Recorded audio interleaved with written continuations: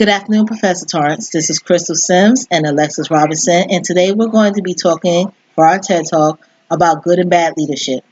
We will be giving at least two examples of one good and one bad form of leadership. We'll have several talking points, and we will refer to our reference at the end of our TED Talk. All right.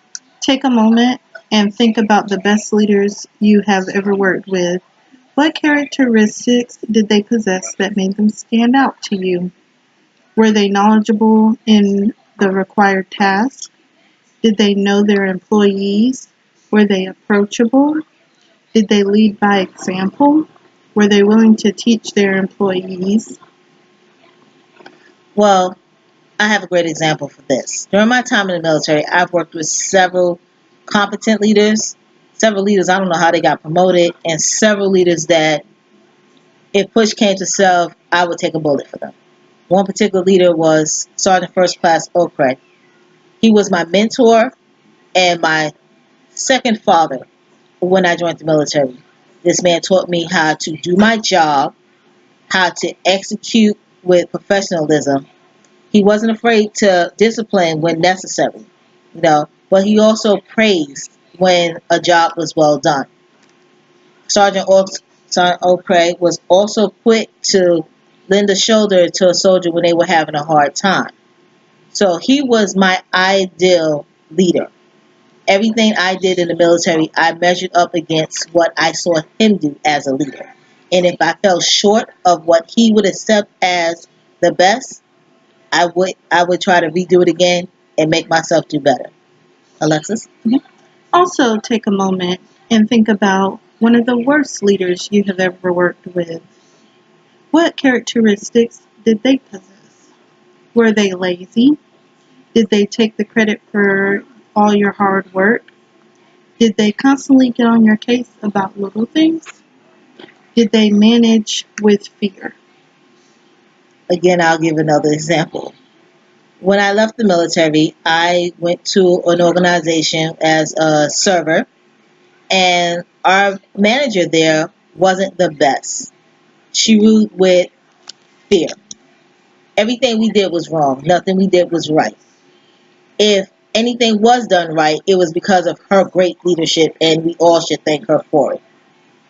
When mistakes were made, no matter who might have made the mistakes, everyone was blamed for it. There was no reward or even balance with punishment there. You all were guilty. You all never got praise. And that's how she did conducted business until I left the position. Although there is no definition for a perfect leader, Some have tried. we are here to provide you with some tips to ensure you are an effective leader. Be willing to lead by example. Be willing to take sacrifices for your employees just as they are willing to do for you. Know how to perform all tasks Very important. required for each position. Be ready to answer questions and demonstrate for employees. Be accountable. Hold yourself and your employees accountable for their actions. Be knowledgeable of your job description and ensure you are able to perform the required tasks. When doing team building exercise, make sure everyone understands their position and the tasks they are assigned to do. You don't want everybody climbing over each other.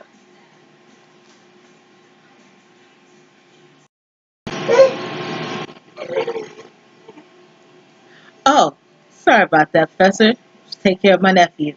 Quickly, Alexis, I have a question.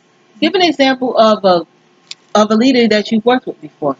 Okay, I can say a prime example of a good leader would be my store manager, Petrolia from Wendy's. She, at the beginning of the shift, she would have our team huddle and set us up for success for that whole day.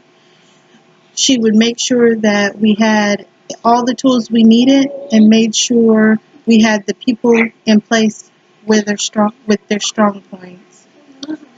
So basically, every member of the team knew their tasks and what needed to be done for the day to make the shift go successful.